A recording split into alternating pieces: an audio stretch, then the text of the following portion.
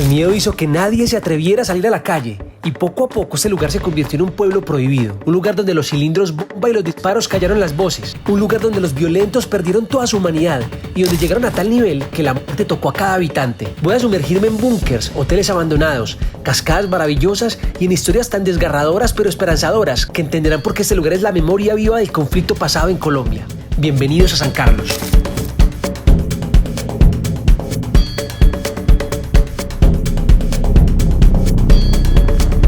Lo de San Carlos es una verdadera historia de terror. Más de 1000 muertos, no por combate, sino por masacres que se hacían acá en el pueblo y en el municipio. Más de 800 desaparecidos registrados, o sea, podrían ser muchísimos más. La violencia llegó a tal nivel que más del 90% de la población terminó siendo desplazada. O sea, este municipio tenía más de 23.000 personas habitándolo y después de todo el conflicto terminaron siendo alrededor de 4.000. Ni siquiera hoy, más de 20 años después, el pueblo ha recuperado ese número tan alto que tenía en el pasado. Y es que, como dije antes, lo que sucedía en estas calles era una verdadera historia de terror. El pueblo quedó en medio del conflicto. Algunos días era la guerrilla quien tocaba la puerta buscando a algún miembro de la familia. Otros días eran los paramilitares quienes llegaban a sembrar el terror. Los habitantes debían escuchar cómo aquellos violentos, borrachos en las pocas cantinas y bares que quedaban, alardeaban de la forma cruel en que torturaban y asesinaban a algún vecino o conocido. Aquí, aquella historia que escuchamos todos los colombianos, de monstruos que se atrevieron a jugar fútbol con la cabeza de una víctima, se hace realidad. Se perdió todo rastro de humanidad en ellos. Y hoy, caminando por estas calles llenas de vida, de resiliencia y de perdón, no paro de preguntarme cuál era el motivo de las masacres que vivió San Carlos, cuál era la razón de desaparecer a alguien. No habían motivos claros para ser un perseguido, simplemente por estar mal parado o ver lo que no convenía, o simplemente por la falsa denuncia de algún vecino que te trataba de paramilitar o guerrillero, ya era señalado para ser perseguido, desaparecido o asesinado. Dicen que las balas y explosivos llegaron desde las montañas, así que las personas preferían no salir de sus casas y estas calles poco a poco comenzaron a quedar totalmente vacías. Pero el espíritu humano de las personas acá se negaba a desaparecer, pero lentamente algunas personas comenzaron a crear una revolución. No querían perder ese contacto humano con sus vecinos y con sus amigos y se comenzaron a reunir en las aceras de sus casas. Se escondían en cuanto escuchaban algún disparo desde las montañas o algún explosivo, pero así fue como ellos comenzaron a recuperar el contacto y a recuperar la memoria de lo que estaba sucediendo. Lo de San Carlos fue una verdadera pesadilla que retrata el lado más cruel del conflicto que vivió Colombia. Y créanme cuando les digo que vamos a sumergirnos en el terror. Literalmente, mi objetivo principal del viaje es pasar una noche en un lugar donde dicen que quien entraba no salía con vida. Un lugar donde los vecinos no paraban de escuchar gritos. Para llegar a pueblitos no tan turísticos y en semana es una delicia. ¿Quieren ver? Vean. Se siente como solo para uno. Es muy chévere. Claro, evidentemente en las partes más comerciales se llena de vida el pueblo, de la parte de la cotidianidad, que es muy chévere verla. De hecho, pasemos por ahí a ver qué tal.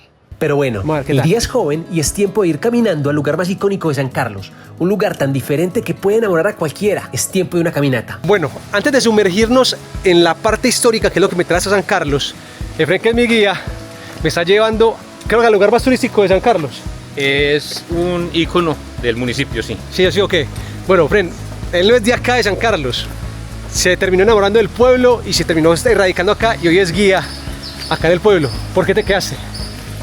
Hombre, simple y llanamente porque San Carlos es un paraíso terrenal. Vine a pasear y a quedarme unos días. Llevo 4 años, ya no me provoca ir a Medellín. Acá me dice guía de turismo, certificado. Feliz, vivo acá, tranquilo. Y bueno, invitadísimos para que vengan a conocer este paraíso. Omar, ¿qué tal la cascada? Pues yo he visto varias fotos y se ve impresionante. Omar, ¿qué tal? La guerra en Colombia hizo que las maravillas de este pueblito quedaran ocultas y prohibidas, pero llegó el momento para que el mundo entero conozca lo que se esconde en él. Llegué a San Carlos en busca de búnkers y vestigios de la guerra y terminé encontrando uno de los lugares más hermosos cerca a Medellín, pero cometí un error gigante y casi imperdonable.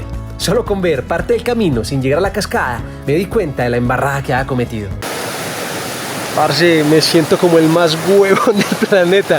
O sea, yo no sé qué tenía en la casa cuando salí ahorita, el carro parqueado, no me cambié, o sea, me vine como si fuera para unos 15 yo creo, no, yo sabía que acá había una cascada, sabía que habían ríos muy cristalinos y no me vine preparado. Parce, hacer esa actividad en mi mente. Me siento allá y me deslizo como si esto fuera un tobogán por acá y caigo allá. Y puedo nadar como una sirena en ese laguito. No lo puedo creer, cómo me pierdo esto. Parce, vea, por encaramarme aquí, vean cómo me volví Y no traje ropa de baño, no lo puedo creer. Pero bueno, llegaba el momento de estar enfrente del ícono de este pueblo, uno que le iba a dar un toque muy especial a este viaje. Miren, hoy no vine a San Carlos buscando los lugares más turísticos, pero solo les digo una cosa, con esto ya tiene suficiente motivo para venir hasta acá. Aparte de la historia del pueblo y lo encantador que es, con esto ya tienen motivos para llegar hasta San Carlos. Y otra cosa, esa es la primera parte, se llama la Cascada La Viejita y son dos cascadas diferentes. Esa es la primera parte de La Viejita, más la segunda. Lugares así no se ven todos los días. Además, pocas veces una cascada tiene esta temperatura perfecta para meterse. Aún no me explicaba cómo, sabiendo que venía por una cascada, no había traído ropa para meterme. No sé cómo explicarlo, pero nunca en mi vida, en todas las cascadas que he visto en el planeta, nunca he visto una así. O sea, que parezca literal como un tobogán en caída derechita, súper lisa.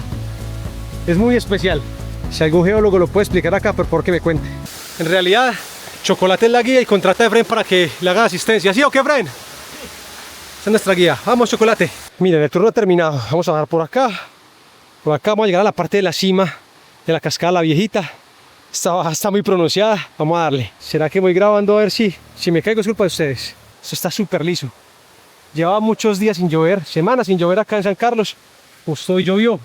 Y aún así el agua está súper clara. Imagínense cuando no ha llovido. Sean ustedes bienvenidos a la segunda parte de La Viejita, la cascada más famosa de todo San Carlos.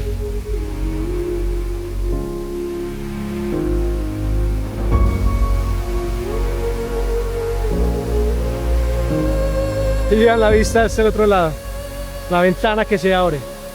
Y aunque no me ha sumergido en la cascada, llegaba el momento para sumergirme en un lugar que sigue siendo casi un secreto. Un lugar que representa perfectamente el horror por el que pasó el pueblo. Miren, ¿ustedes quieren saber a qué me sabe San Carlos por el momento? A esto me sabe San Carlos. Es como pura aventura, pura agua por todas partes. Está muy chévere.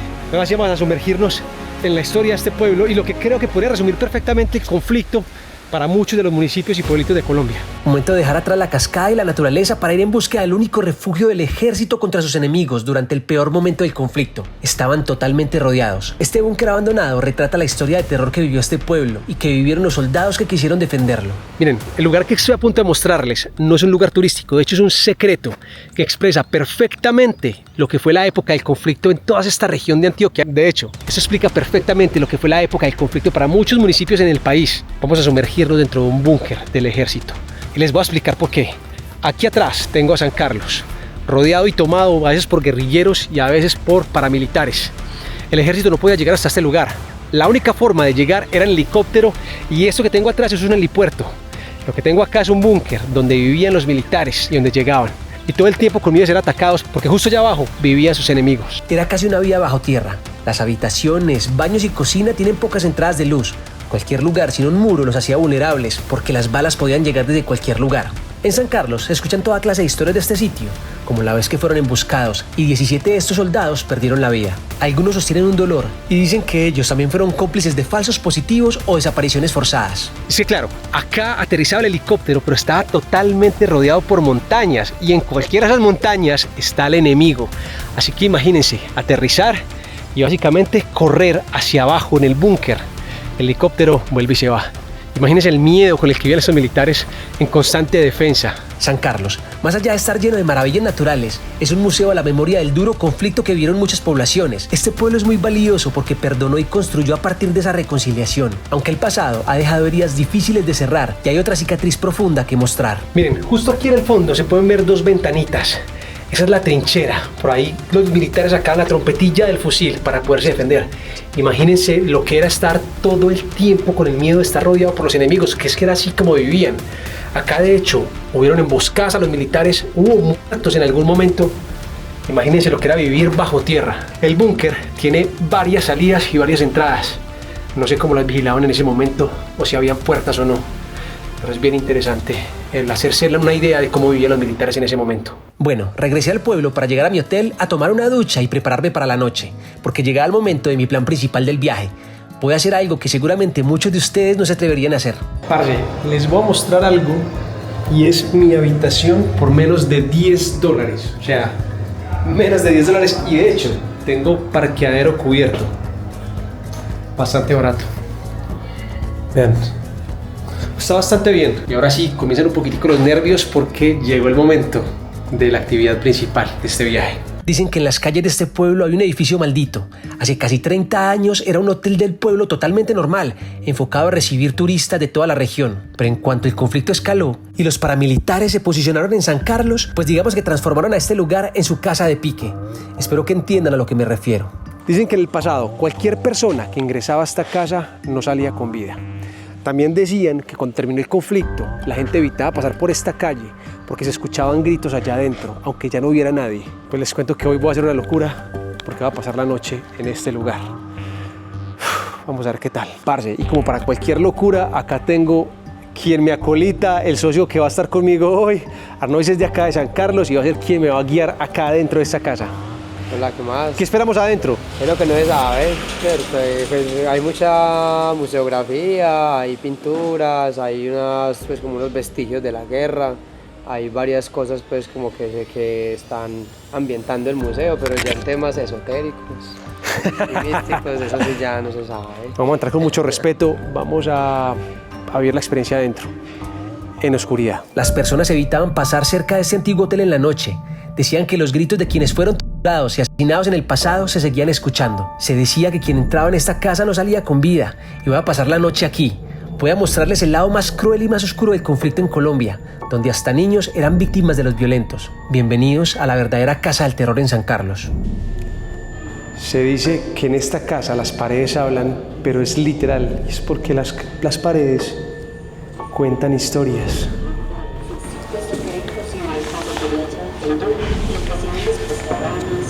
Para saltar el muro, un propósito que fue compartido por la comunidad durante la toma del edificio y la creación del CAE. Fue transformado no solo en el ordinario del edificio, sino también la manera como los residentes del territorio percibían a su comunidad y los papeles que podían ejercer en ella. Parce, la primera parte que estamos viendo hay muchos dibujos hechos por las víctimas con un poco de catarsis, expresando en ellos algunas de sus vivencias como para soltar esos recuerdos tan negativos. Y hay unos dibujos que a punta de muñequitos así pintados muestran unas realidades súper impactantes. Hoy este hotel fue transformado en un museo que resguarda la memoria de lo que sucedió, las pipetas que explotaron, las minas antipersonas que detonaron, las masacres que realizaron están aquí representadas. Esta locura que estoy haciendo yo, obviamente me tocó pedir varios permisos para poder estar acá en la noche, confiaron en mí y me dejaron estar. Aunque ellos no le pusieron mucho misterio a este tema paranormal, sí sentí que en un momento la conversación se puso incómoda cuando me hablaron de lo que hay detrás de esta puerta. Hay otro patio como este, otro patio así igualito, solo que tiene una reja en la parte de arriba y se dice que esa reja la utilizaban era para colgar a las personas que metían a esta casa del terror. Y para ser sincero, que hice este recorrido de vida fue el único momento en que sentí que las tripas se me rompieron un poco. Hoy esta puerta está cerrada. Me dijeron que no podía ingresar acá. Bueno, resulta que este cuadro fue pintado por un muchacho que perteneció a la autodefensa de acá y él pues hizo sus barbaridades y le gustaba la pintura. Entonces cuando él se hizo el proceso de paz, de desmovilización, del 2006, él pagó la cárcel y en la cárcel estudió y se dedicó a la pintura. Y cuando él vino acá el año pasado, en diciembre del 2024, y trajo este cuadro como signo de reparación. Él llegó acá y acá vinieron varios comandantes paramilitares y se pararon enfrente de muchas víctimas en el teatro municipal y confesaron crímenes, enfrente de las víctimas. Mi idea era explorar cada rincón, incluso el que sería el destino final de muchos de los desaparecidos, el patio trasero. A ver, de todos los lugares, seguro este es el que tenía la energía más pesada y más alta.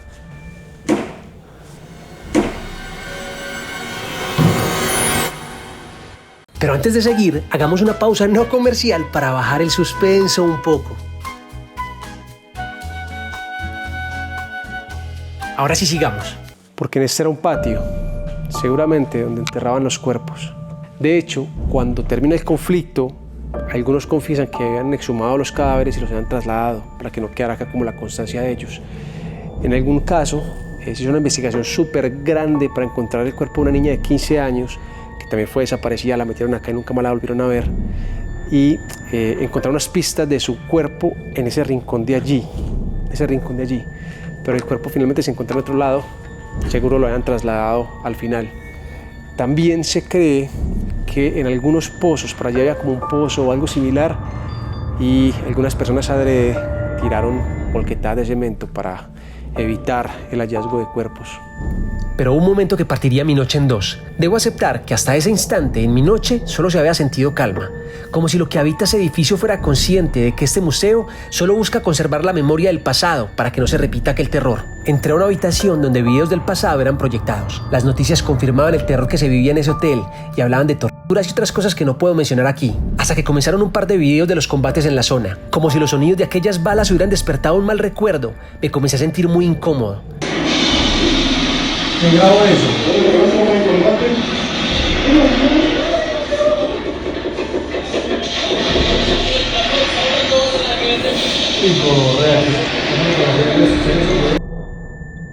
Sentí un calor y un olor extraño se levantó de la nada, así que decidí parar el video y salir de aquella habitación. Uy, parce, muy horrible escuchar esos y ver esas escenas, parce. Oh. Yo como fotógrafo y como documentalista, yo digo, pucha, meras huevas los que andan con una cámara en medio de un tiroteo grabando eso. Entonces uno está en medio de un combate con una cámara y corriendo ahí, o sea, que le pueden pegar un pepazo a uno. La cara de un muerto abajo. Ah, o sea, la cara de un muerto antes. Sí, huele súper raro, ¿y por qué? No, pues yo no sé si es que me metí con el animal aquí, pero no, pues ya nosotros no. Nada que ver con nosotros. Nada que ver con nosotros ya, que limpian aquí las... Estuvo el ELN, estuvo las FARC, estuvo las AUC, con el bloque Metro. No hubo, o sea, como enfrentamientos así constantes, no habían tantos. Lo que habían era como, digamos, más digamos, muy selectivo, ¿cierto? Entonces, digamos, las FARC empezaron a identificar posibles paramilitares, entonces empezaban a buscarlos y a cazarlos. Y viceversa, ¿cierto? Lo mismo hacían las AUC. La mayoría de las masacres fueron como retaliaciones y no fueron pues como muertes en combate.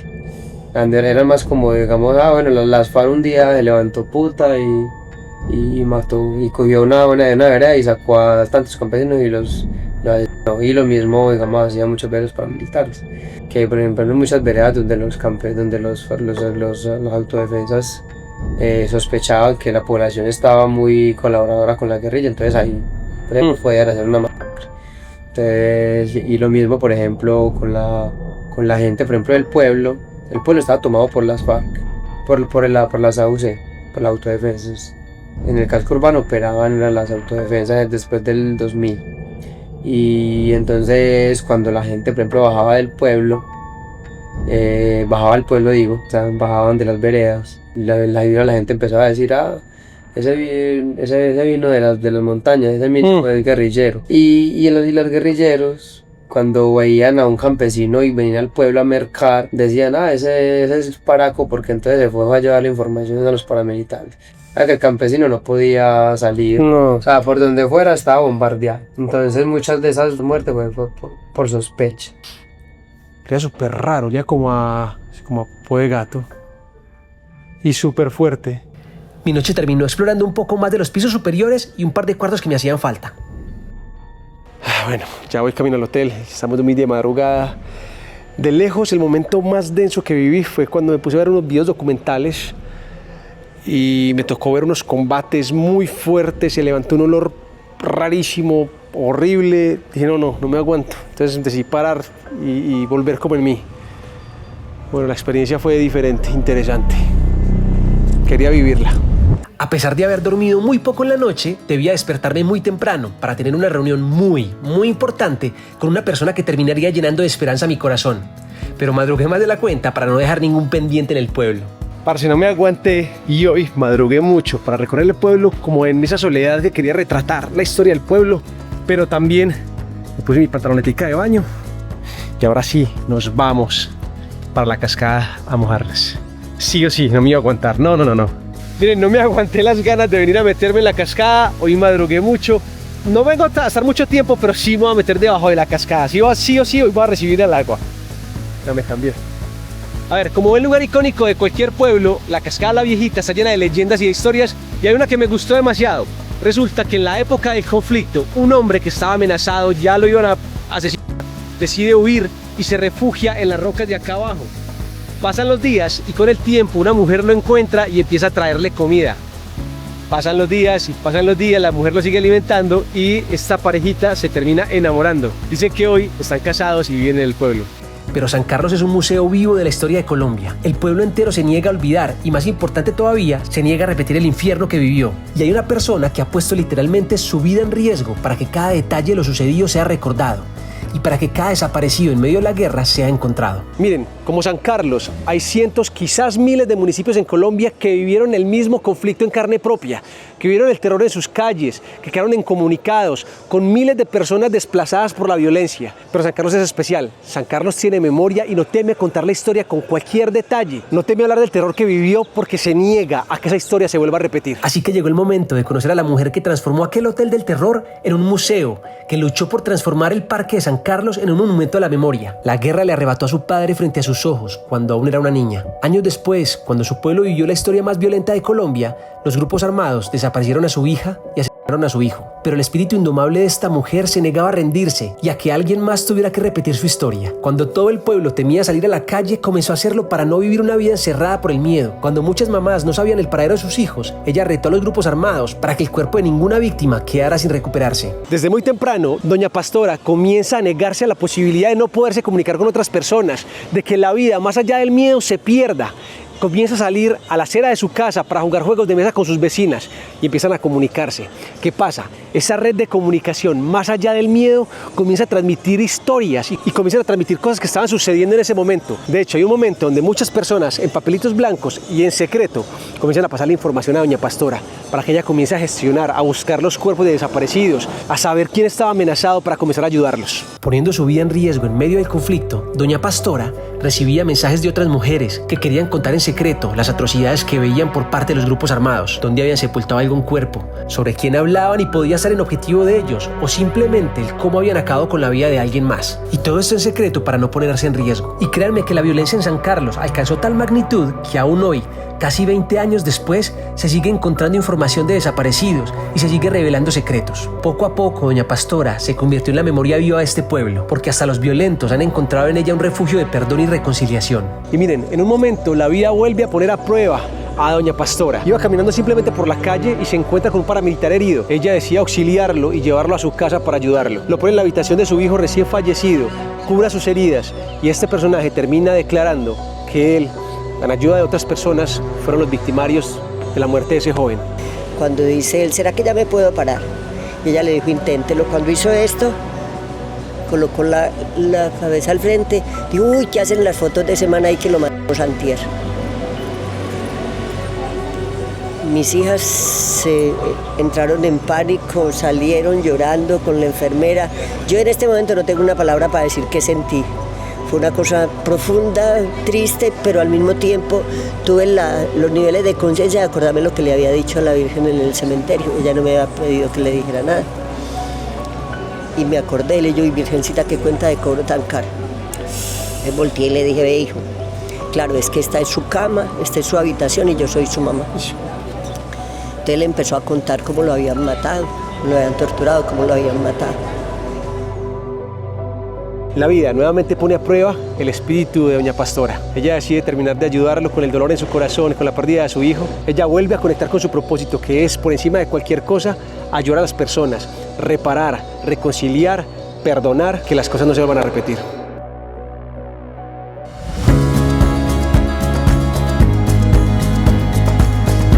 Doña Pastora tomó un hotel que era utilizado por los paramilitares para torturar y desaparecer a sus víctimas y lo convirtió en lo que es hoy un museo que cuenta la historia sin censura y sin tapujos de lo que fue el cruel conflicto en el país. Ahora es momento para despedirme de ella, con un sentimiento de admiración que es difícil de explicar. Hoy, en las mismas calles se quedaron solas por el miedo, conviven víctimas y victimarios. San Carlos es una luz para el planeta entero, mientras se reconstruye la memoria de lo que sucedió para que nadie vuelva a repetirlo.